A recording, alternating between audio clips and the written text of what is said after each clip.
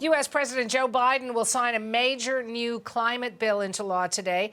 A section of that bill promotes the production of electric vehicles in North America, and that's expected to be a huge boost for Canada's critical minerals sector.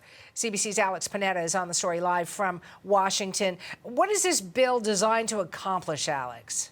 So lots of countries have climate plans. You've got cap and trade systems in some countries. You've got carbon taxes. Canadians are well acquainted with some of that.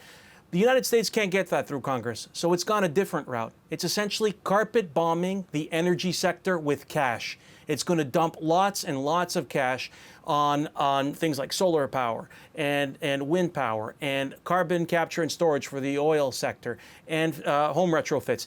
And the objective here is to use those subsidies and tax credits and loans to try to leverage an estimated $3.5 trillion in private sector investment to basically fast forward the energy transition. And for context, $3.5 trillion is basically 3 times Canada's national debt. And what the hope here, and according to independent analysts, is this would essentially reduce U.S. carbon emissions significantly beyond what current projected rates would be, and get the United States very close to reaching its Paris targets under the Global Climate Accord.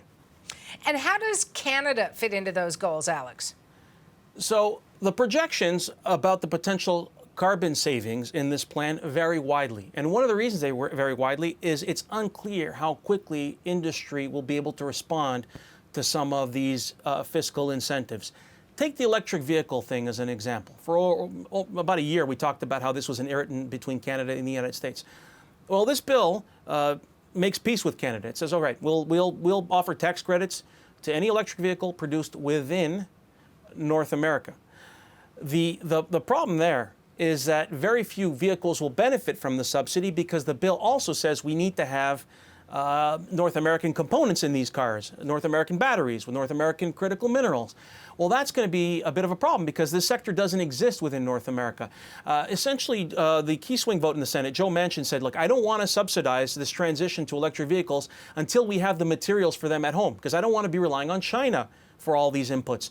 And so that transition is going to happen with some Canadian help. The bill sets out hundreds of millions of dollars under the Defense Production Act to stimulate the production of critical minerals within North America, mining, transformation, the production of batteries. And that Defense Production Act, according to documents we've seen on the White House website, includes Canada as a domestic source under for the purposes of the Defense Production Act. So now you have Canadian officials and mining companies involved in Canada saying, wait a second, we might potentially have access to some of this U.S. cash if we get mining projects up and running within Canada. Thanks for that, Alex. We'll talk again. That is CBC's Alex Panetta in Washington.